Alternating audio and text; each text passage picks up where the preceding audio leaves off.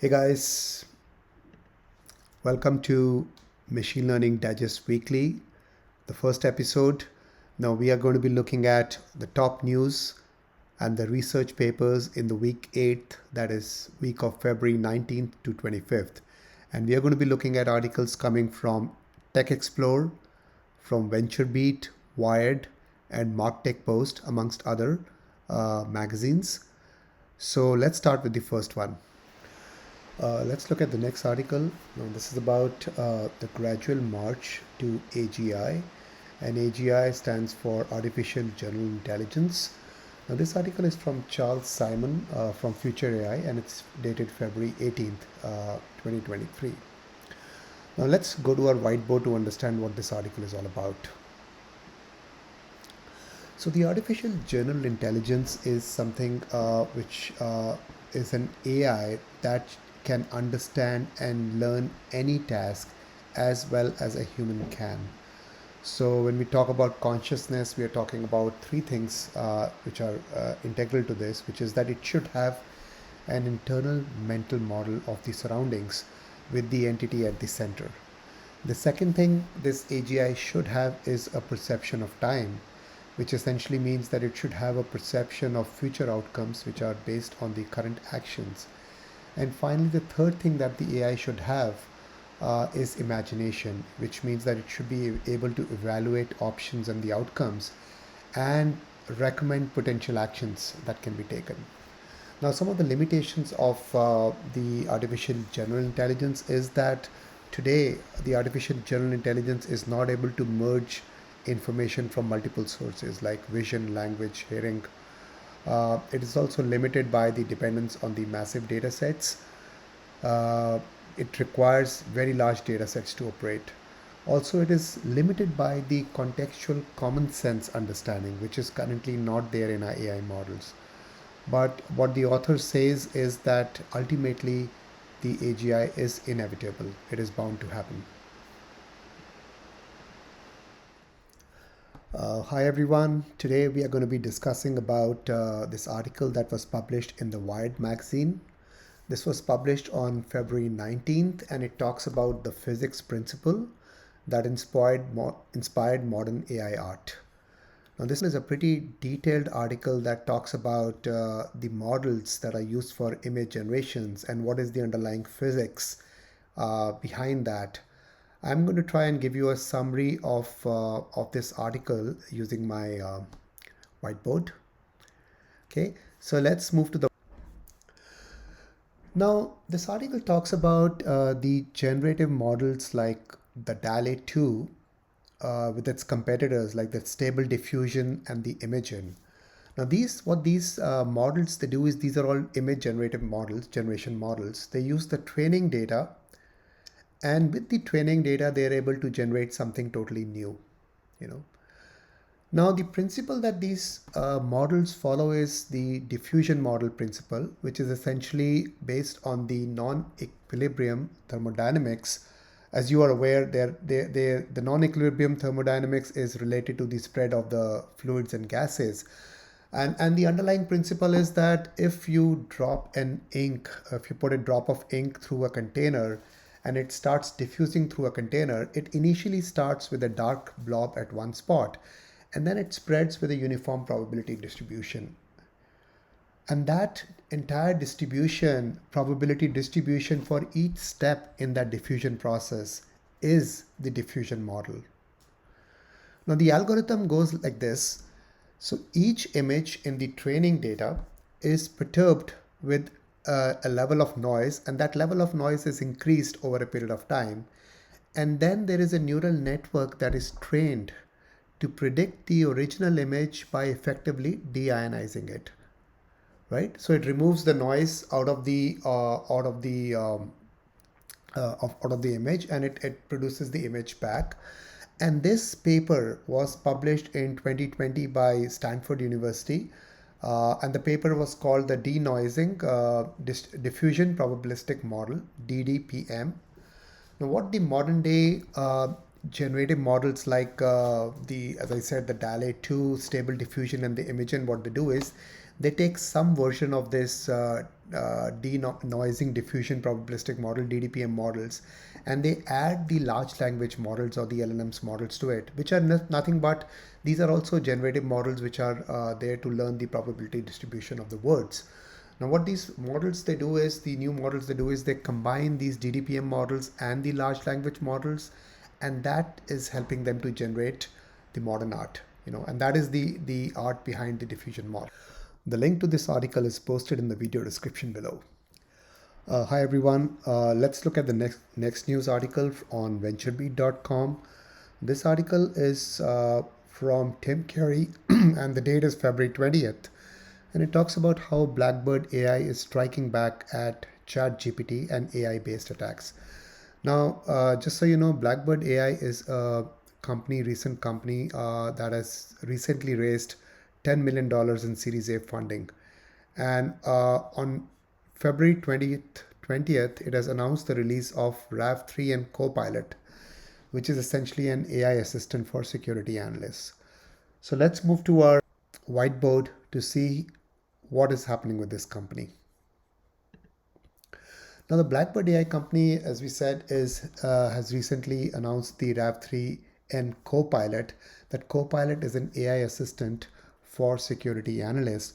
Now, what this AI assistant does is it creates two kinds of reports. It creates a narrative intelligence, which is essentially a text summary, of all the intelligence that it's getting, all the threat reports that are coming in. So it kind of creates a summary of those reports, and then it also creates risk reports, which are essentially which provides more context about the incident to the defenders.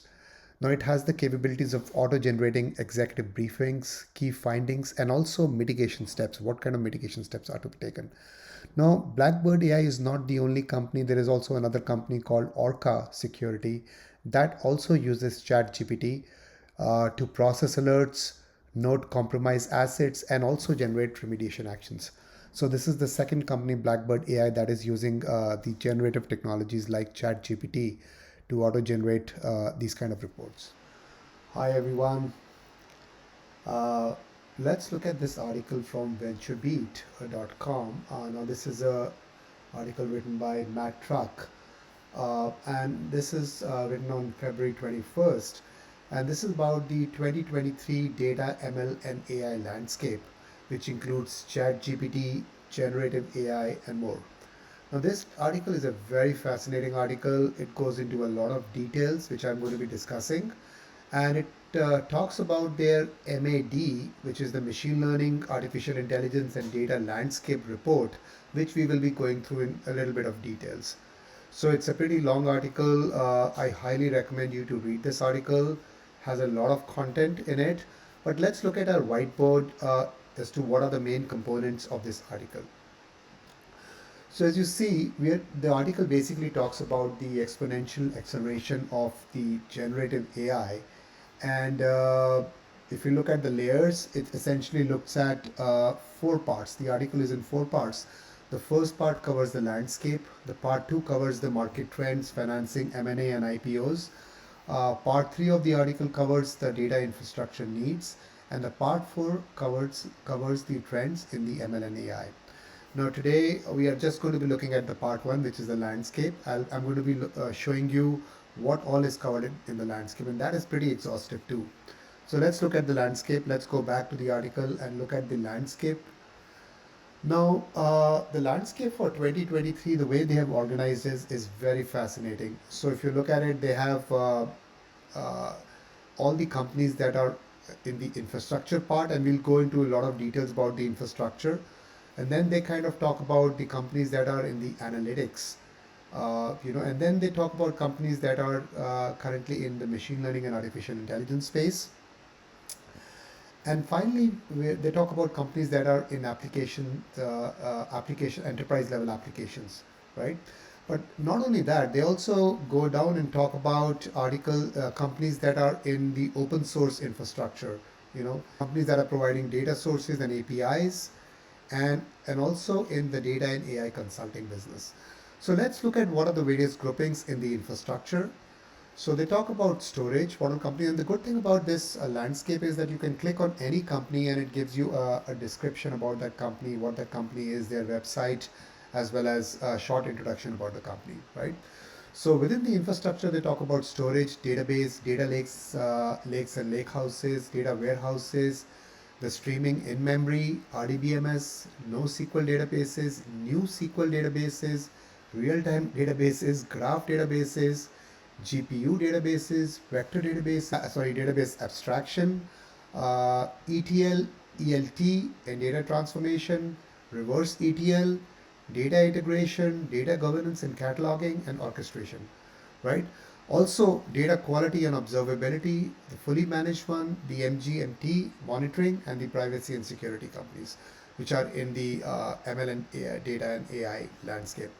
Then in the analytics side, they have BI platforms. Some of these names are very familiar to you guys. Visualization platforms, data analyst platforms, customer data platforms, product analytics, log analytics, crypto and Web3 analytics, query engine, and enterprise search. Then going on to the right, in the machine learning and the artificial intelligence, they have companies that provide data science notebooks, data science platforms, enterprise ML platforms, data generation and labeling, ML ops, computer vision, speech, NLP, horizontal AI AGI, AI hardware, GPU cloud, edge AI, and the closed source models. And then also in the application, enterprise level applications, they talk about the companies that provide the sales, marketing, customer experience, automation and operations, decision and optimization, legal, partnerships, human capital, RegTech and compliance, finance. And then they also talk about applications that are horizontal, code and documentation, text, audio and voice, image, video editing, video generation, animation and 3D, search, and then about the applications about the industry, finance and insurance, healthcare, life sciences, transportation, agriculture, industrial logistics, government and intelligence, and cross industry. And then going down to what I said previously about the open source infrastructure, they talk about the frameworks, the format, the query data flow, data access, databases, OLAP, orchestration, infrastructure, data ops, streaming and messaging, stack tools and languages, ML ops and AI infrastructure, AI frameworks and libraries, AI models and architecture, search, logging and monitoring, visualization and collaboration. So you see there is a whole lot of information which is available in this landscape. They also, regarding the data sources and API, they talk about the data marketplaces and discovery, the financial and market data, airspace and sea, people and entities, uh, location intelligence, ESGs, and in the data and AI consulting, they talk about companies that are doing their data and AI consulting.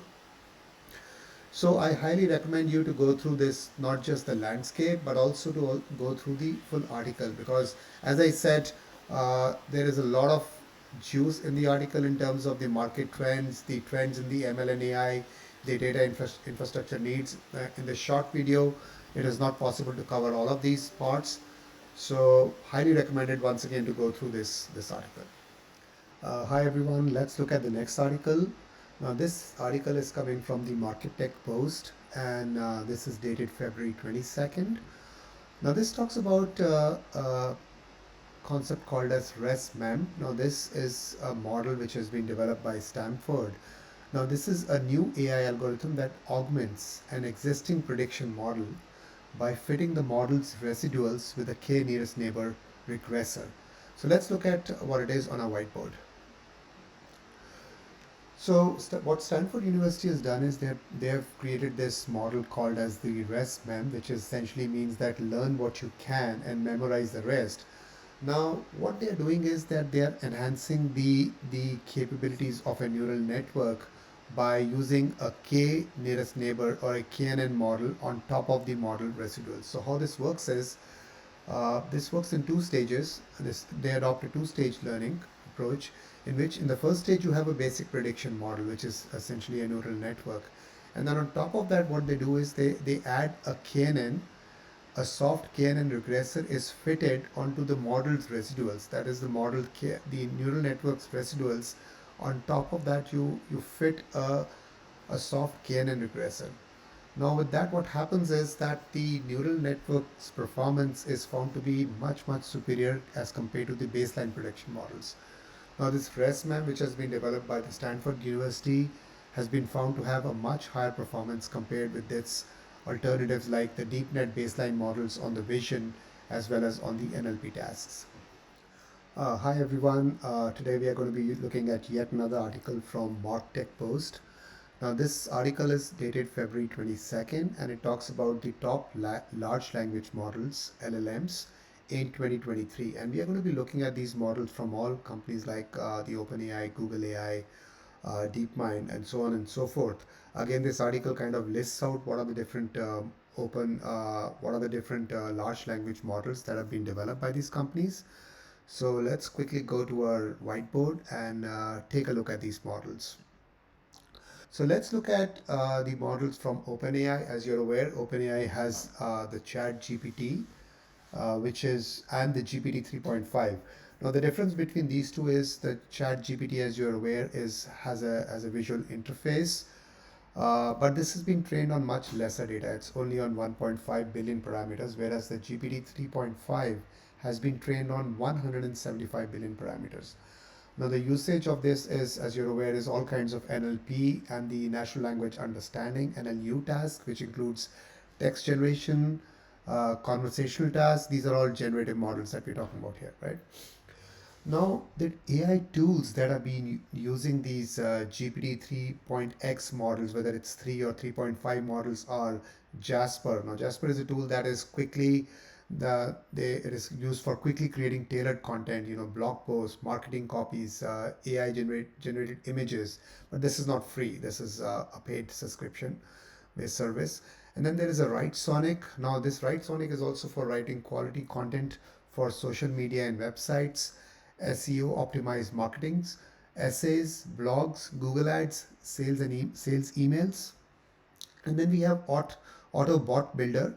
Now this is for building the advanced chatbots. Now all of these three AI tools, these three tools use the GPT-3 models, the underlying GPT-3 models from OpenAI. Now let's look at some of the LLMs from Google. Now when you talk about Google, it has come up with four different models. The first one is Lambda. Now this has been trained on 137 billion parameters, approximately 1.5 trillion words. Now this is a transformer-based model which specializes in dialogue and is based on public data. It's been trained on public data and allows to do free-flowing conversations. Then the next one, which has been in the news a lot lately, is the Bard.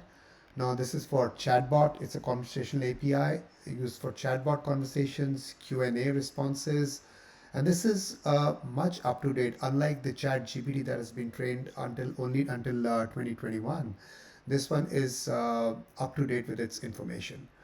The third one is Palm, which is it's a huge language model. It's been trained on 540 billion parameters. Now this is for complex learning and reasoning. It outperforms human beings in the language and reasoning. It uses few shots learning to generalize from small amount of data. And the fourth model is the MT5, which has been trained on approximately 130 billion parameters. Now this is a cross-lingual NLP. This is used for cross-lingual NLP tasks. It has been trained on about 101 languages and allows you to do language translation, multilingual text-to-text transformer, and allows language transformation or language translation, right? Now let's look at the next one from DeepMind. Now, when you talk about DeepMind, DeepMind has again done a lot of work in AI, as you're aware, and they've got three models, large language models. The first one is called Gopher. Now, this has been trained on approximately 280 billion parameters. Again, it is used for Q&A answering, question answering of specialized subjects, which includes science and humanities, logical reasoning, and mathematics. Then they also have the Chinchilla model. Now it's a small model but very efficient model that has been trained on about 70 billion parameters. Now this model actually outperforms the GPT-3 and the Gopher. Now it also has significantly less computing because it has been trained on only 70 billion as opposed to 280 billion parameters from Gopher. And it has got significantly less computing resources for both fine-tuning and for inference purposes. The third model from DeepMind is Sparrow. Now again, Sparrow is used for Q&A. And the interesting thing about this model is that it addresses the problems of incorrect, biased, and potentially harmful outputs. That are some of the other models that we discussed today do have that. So this model addresses that problem. Now then there's another company called Anthropic. Now Anthropic has come up with a model called Claude. We are not sure how many billion parameters it has been trained on, but it is an AI-based conversational assistant, and which is trained using something called as constitutional AI, which is essentially a self-supervision with reinforcement learning. Now let's look at the next competitor, which is Baidu. Baidu has come up with two models. The first one is the ERNIE 3.0 title model. Now this has been trained on about 260 billion parameters. Now this model is very efficient in the NLU and the generative task, and it has given state-of-the-art results for over 60 different NLP tasks. Now it performs very well over the few shots and the zero shots benchmarks. The next one is ERNIE Bot. Now this ERNIE Bot model is an AI-powered language model which is similar to the ChatGPT. It's again a conversational API, conversational AI, which is a bot. Then let's look at this Huawei model, which is called Pangu Alpha model. Now this has been trained on 200 billion parameters, and this is exclusively a Chinese language model which has been trained on 1.1 terabytes of Chinese language sources. Now this is a Chinese equivalent of a GPT-3 model, very efficient in the language tasks like text summarization, question and answers, and dialogue generation. Next on line is, of course, Meta. So Meta has come up with two different models. The first one is called OptML model. Now this is something similar to ChatGPT.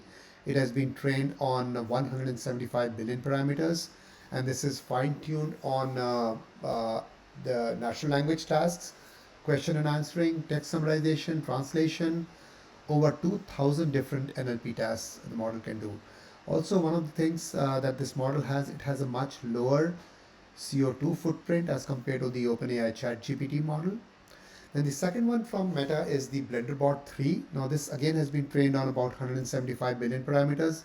Now this is being a bot, this is a conversational agent, and interestingly it has skills like personal empathy, meaningful conversations. It searches internet to provide that conversational agent capabilities. Let's look at the next one. Now this is the last one. These are two models we're talking coming from NVIDIA. They have the Megatron Turing NLG model. Now this is a huge model. This has been trained on about 530 billion parameters. And this outperforms a lot of other models in the zero or the few shot learning. And it has got unparalleled accuracy in the natural language tasks, which includes common sense reasoning, reading comprehension, word sense disambiguation. And finally, we have the model coming in from LG AI Research. It's called EXA-1. Now, we don't know how many billion parameters it has been trained on, but this rapidly learns from the research papers, patents, text formulas, images which are inside of the research papers, also chemical formulas. So it learns from all of that. Hopefully this was an interesting session for you, talking about the various language models, LLMs that have been there. Most of us, we believe only ChatGPT coming from OpenAI are the only language models available, but there is a whole lot of other models available, as you've seen on this slide. Hi everyone, today we are going to be looking at this article from Tech Explorer. Now this article is dated February 24th, and it talks about Meta, which has unveiled a new model for a more cautious approach to the ChatGPT frenzy. So let's look at the article. So what this article says is, Meta has come out with a model. The name of the model is Llama. Now, this model finds fixes to the potential dangers that are associated with ChatGPT. Now, in wake of the recent exchanges, the presentations, the demos that have happened with Microsoft, OpenAI, and Google, so Meta is trying to fix some of those disturbing exchanges that have happened. Now, Meta has also shared the code of this Llama model, where the goal is to facilitate the research on the bias, toxicity, and generating misinformation. In the future videos, I will be covering this model in a lot of details. But right now, Meta is testing new approaches to limit this problem. Hi guys, so the next article we are going to be looking at is again from TextExplore. The article is dated February 24th and it's called a universal domain adaptation technique for remote sensing image classification. Now this is a featured article. Here's the article and we're going to be looking at the summary of this article. So what is happening is the problem that we have is that there is limited amount of relevant data for remote sensing the image classification task, which essentially means that the remote sensing images are the ones that are obtained from satellites or from drones, and those images are used for generating spatial maps. Now, image classification task is assigning a class to those images or assigning a label to those images. And the problem is that we have limited amount of that relevant data. Now, this technique was developed by the researchers at the Technical University of Munich, where what they have done is they have carried out this experiment in two stages. In the stage one, what they've done is they have generated, they have looked at the conditional distribution of the source data, and then they have generated synthetic images which matches the content and the style of the images which are relevant to the task. So this is essentially synthetic data generation. So in stage two, the second stage is called the model adaptation stage.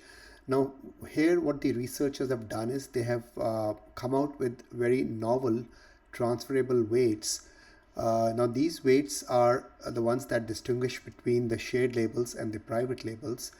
And those weights are applied for the promotion of the promoting the adaptation automatically in the discovered shared labels. Now this helps in recognizing the unknown samples correctly, right? Now they have tested this on two different remote sensing image data sets and they have found significant improvement over the base models. Hey guys, so let's look at the next article from MarTech Post. Now this is again dated February 24th and it talks about Meet Multi-Diffusion, which is the unified AI framework that enables versatile and controllable image generation using a pre-trained text-to-image diffusion model. So it talks about multi-diffusion process. Let's look at the article. So this paper discusses multi-diffusion techniques for regulating a diffusion model. Now, as you are aware, a diffusion model is currently the state-of-the-art text-to-image generation model. Now, the technique is essentially around denoising the directions that are coming from several different individual denoising processes, and it applies a global denoising algorithm that results in a high quality and a seamless picture, right? So what this multi-diffusion does is it gives a unified framework that combines several features like aspect ratio control, image transformation, and basic spatial guidance to give users more control over the generated content. Now this also saves a lot of time and computational resources. Hey guys, so the next article is again from MarTech Post and is dated February 24th. And the article is Stanford AI releases Stanford Human Preferences SHP dataset. Now this is a collection of 385,000 naturally occurring collective human preferences over text. So let's see what this means.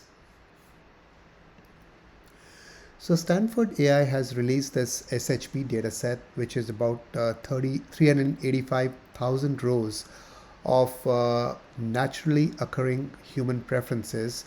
Essentially, these are all texts which are in 18 different categories, starting from cuisines to legal assistance. Now, this data provides usefulness of one response over the other, given the context and given two alternative responses. So it gives you how one response is more useful than the other response. Now, the dataset has been acquired by aggregating the Reddit comments, which are sorted by upvotes. And these datasets, along with the other preference models such as the STEAM SHPs that have been introduced by Stanford, these can be used for reinforcement learning tasks with the human feedback, the RLHF, reward modeling, and other NLP evaluation tasks. Now, the goal is that these datasets, which are currently available on Hugging Face, now they are going to further improve the generative models like the GPT-3. Hey everyone, so let's look at the next article. This is coming from MarkTech Post, and the article is dated February 25th. Now, the article is about a new AI research presents a prompt-centric approach for analyzing the large language models capabilities. Now, let's look at the article and let's analyze the article. So, a prompt-centric approach is the one where you are trying to change the prompt that you're using for open-ended task generation, text generation tasks using the large language models. Now, this technique was developed by the researchers at the Georgia Institute of Technology, the Shanghai Jiao Tong University, Google, and the Stanford University. And what these researchers did is they developed a taxonomy of constraints, which is about 288 prompts and over 3,000 different outputs, and how the users put these constraints in the prompts. When you look at the constraints, they are essentially of two types. The first one is called as the stylistic constraint, which could be about like adding a comedy or a satire or irony, flowery language, like you see on the right hand side here when it says write a passage about love with a humorous tone. Now, this humorous tone is the stylistic constraint that is added. And the second type of constraint is the structural constraint, now which is essentially trying to bound the output structure in a certain number of words. For example, here, write a sentence with 10 words about running. So the 10 words is the structural constraint that is put into the prompt. Now, these constraints were applied to different kinds of LLMs like the GPT-3, OTP, Bloom, and the GLM models. And they found that the GPT-3, it struggles with some of the stylistic constraints. It confuses those style with the subject, even though it understands the structural constraints pretty well. The other models like the OTP, Bloom, GLM performed even worse than the GPT.